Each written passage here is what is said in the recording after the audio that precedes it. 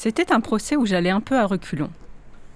17 jours d'audience, 77 témoins cités et un dossier quasiment vide.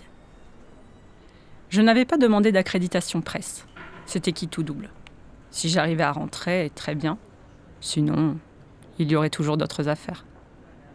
C'était à domicile, dans la Ville Rose, à la cour d'assises de la Haute-Garonne, donc je ne risquais pas de perdre mon temps. Finalement, il restait une place sur les bancs de la presse. Alors j'ai pu entrer. Ce fut l'un des procès les plus marquants de ma carrière. Peut-être même le plus marquant. Procès, crimes et faits divers. Fenêtre sur cour. Les chroniques judiciaires d'Élise Costa. Final. Pouvez-vous le faire, s'il vous plaît ?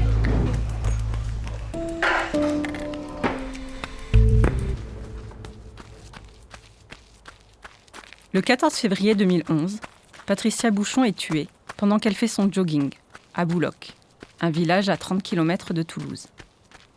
L'affaire fait grand bruit et comme toutes les affaires ultra médiatisées, elle porte un nom, le meurtre de la joggeuse de Bouloc.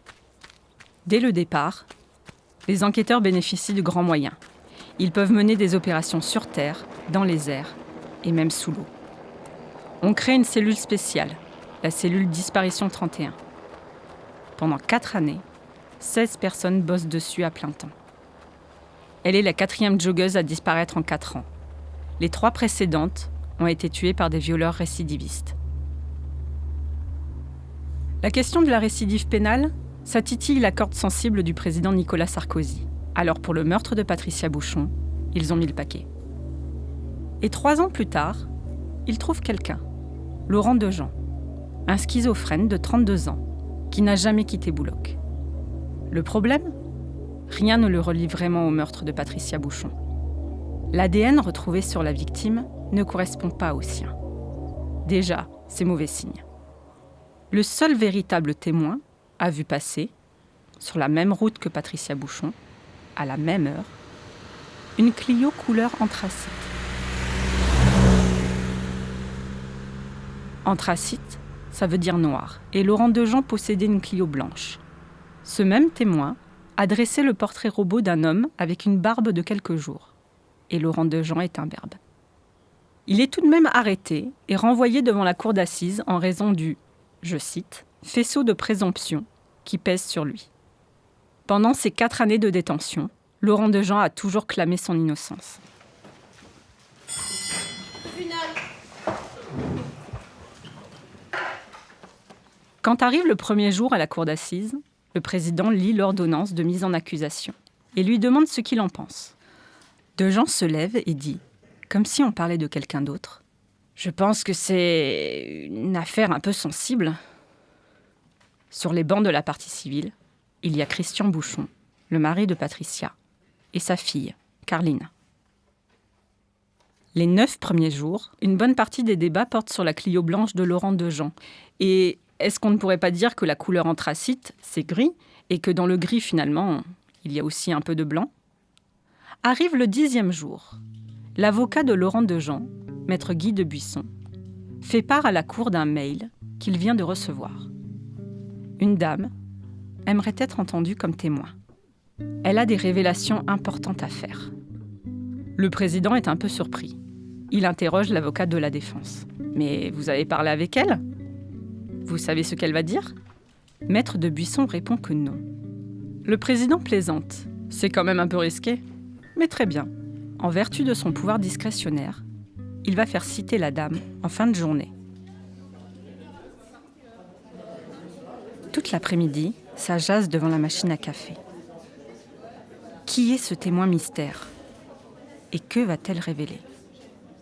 Et enfin, 18h sonne. La dame entre. Elle a de longs cheveux blancs remontés en chignon. Elle est plutôt grande, la soixantaine bien tassée.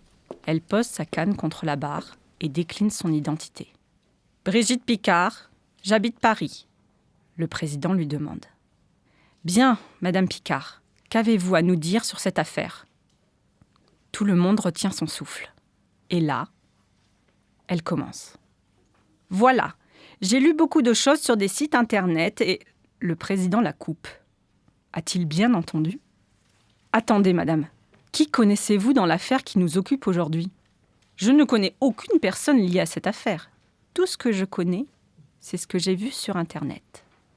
Le président bouillonne. Il ne veut pas lui manquer de respect, mais c'est déjà un dossier assez compliqué comme ça. Si en plus il faut entendre ce que les détectives amateurs pensent du dossier, on n'est pas couché. Il lui dit « Madame Picard, nous sommes ici pour 17 jours d'audience. Il y a 77 témoins cités dans cette affaire.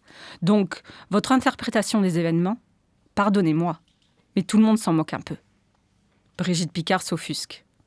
Donc je n'ai rien à faire ici, si je comprends bien. Le président, dépité, lance un regard autour de lui. Bon, quelqu'un a une question à poser à Madame Picard ? À ce moment-là, je regarde l'avocat des parties civiles, Maître Julliard. Il me fait un signe de tête rassurant, qui veut dire « T'inquiète pas, je vais me la payer ». Il se lève et lui demande « Madame Picard, c'est bien vous qui avez le site brigittepicard.com » ? « Oui. » « C'est bien vous qui tenez sur votre blog des propos diffamatoires sur Monsieur Christian Bouchon ?» Faute de preuves matérielles, Laurent Dejean était jugé devant la cour d'assises à partir d'un faisceau d'indices. Et finalement, Brigitte Picard a fait la même chose. Elle a travaillé sur un faisceau d'indices. Son résultat aboutit à un mauvais polar. Pour elle, le coupable n'était autre que le mari de Patricia Bouchon. Bien sûr, Christian Bouchon avait fait l'objet d'une enquête, comme tout le reste de Bouloc. Il n'avait rien à voir avec le meurtre de sa femme. Mais si un simple faisceau d'indices nous a permis au final de condamner Laurent Dejean à 20 ans d'emprisonnement. Qui est vraiment fou ? Laurent Dejean ? Brigitte Picard ? Ou nous-mêmes ?